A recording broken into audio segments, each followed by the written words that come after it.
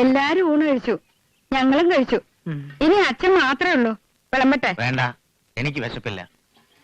അച്ഛന് വേണ്ടെങ്കിൽ എനിക്കും വേണ്ട, ഞാനും കഴിക്കുന്നില്ല. എന്നാ ഞാനും കഴിക്കണില്ല. അപ്പൊ നിങ്ങൾ രണ്ടാളും കഴിച്ചു എന്ന് പറഞ്ഞതോ? അത് കുട്ടികൾ കഴിച്ചപ്പോ ഞാൻ ആ ഇലയിൽ ഒരു ഇത്തിരി വാരി കഴിച്ചതാ. അച്ഛന് വിശ്വാസമില്ലെങ്കിൽ വേണ്ട. ഒരു നേരം പട്ടിണി കിടന്നു വെച്ച് എനിക്കൊന്നും സംഭവിക്കാൻ പോകുന്നില്ല. അപ്പൊ നീയോ? ഞാൻ അവസാനം ചെറിയൊരു ഗ്ലാസ്സിൽ ഇത്തിരി പായസം കുടിച്ചു. ക്ഷണിച്ചവരെല്ലാം വന്നിരുന്നോടാ. ആകെ 713 ഇല ഇട്ടു. പായസം തികഞ്ഞില്ല. രണ്ടാമത് ഉണ്ടാക്കി. സദ്യയുടെ കാര്യങ്ങളൊക്കെ നോക്കിയത് ഏട്ടനാണ്. അനാഥ മന്ദിരത്തിലേക്ക് ഒരു ചാക്ക അരിയും 140 ഊണും ഞാൻ കൊടുത്തയച്ചു. അതെപ്പോ? അത് നീ അവിടെ ഇന്ന് ഉരുട്ടി വിഴുങ്ങുമ്പോ. പിന്നെ അച്ഛാ, പുറം കാര്യങ്ങളൊക്കെ സഹദേവൻ നോക്കി. അതിന് എല്ലാത്തിനും എന്റെ ഒരു മേൽനോട്ടുണ്ടായിരുന്നു. അതുകൊണ്ട് കാര്യങ്ങളൊക്കെ ഭംഗിയായി. സാധനങ്ങളുടെ വിലയാ ഭയങ്കരം. കേട്ടാ ഒരാളും വിശ്വസിക്കില്ല. സാരമില്ല, ഞാൻ വിശ്വസിച്ചോളും. ചോദിക്കുമ്പോ പറഞ്ഞാ മതി.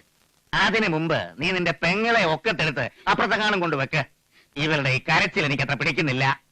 എനിക്കറിയാം, പായമോള് വരാത്തതിന് അച്ഛൻ എന്നോടാ ദേഷ്യം. ഞാൻ എന്ത് തെറ്റാ ചെയ്തത്? എന്റെ കൂടെ പുറപ്പെ നീ എന്തിനാ ഇങ്ങനെ കരയണേ? നീ കരയണ കാണുമ്പോ എനിക്ക് പിടിച്ചു നിൽക്കാനാവില്ല. കേട്ടില്ലേ വെച്ചേട്ടാ? എന്താ? എനിക്ക് അല്പം സ്വസ്ഥത തരുവോ?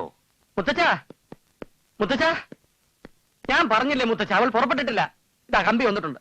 അവൾക്ക് അവിടെ എന്തോ ജോലി തിരക്കാണത്രേ. കാര്യം ഞാനൊരു ഉയർന്ന ഉദ്യോഗസ്ഥനോ വലിയ ബിസിനസ്മാനോ ഒന്നും അല്ലെങ്കിലും ഒരു പെണ്ണിനെ സ്നേഹിക്കാനുള്ള മനസ്സും ചങ്കൂറ്റവും ഈ വീട്ടിൽ മറ്റാരെക്കാളും എനിക്കുണ്ട്. എനിക്ക് മാത്രമേ ഉള്ളൂ. എനിക്ക് മായ ഇഷ്ടമാണ്. മായയ്ക്ക് എന്നെയും ഇഷ്ടമാകണം.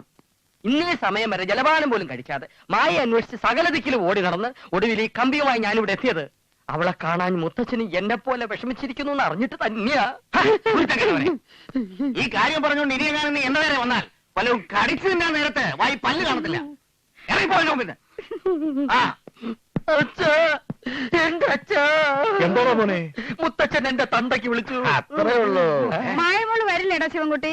മായ വരാൻ യാതൊരു വഴിയും ഞാൻ കാണുന്നില്ല. കമ്പിയിൽ പിന്നെ എന്താടാ അവളെ എഴുതിയിരിക്കുന്നത്? 1 കിലോ ചെമ്പ് കമ്പി ഈ ചെറിയ മാവന്റെ തലയെ കെട്ടിവെച്ച് ബോംബെയിലോട്ട് അയക്കാൻ പറഞ്ഞു. അവൾ ഇങ്ങോട്ട് വരുന്നില്ലെന്ന്. മായ പിന്നെ ബോംബെയിൽ എന്തെടുക്കുക? ബോംബെയിൽ അവൾ എന്തെടുക്കണം? നിങ്ങളിൽ നിന്നെല്ലാം രക്ഷപ്പെട്ട് അങ്ങ് അകലെ എന്റെ മായ ബോംബെ നഗരത്തിൽ ഒരു മായാമോഹിനിയായി മാറിക്കൊണ്ടിരിക്കുകയാണ്. എനിക്കിനി അവളെ കിട്ടില്ല അച്ഛാ. മായ മായ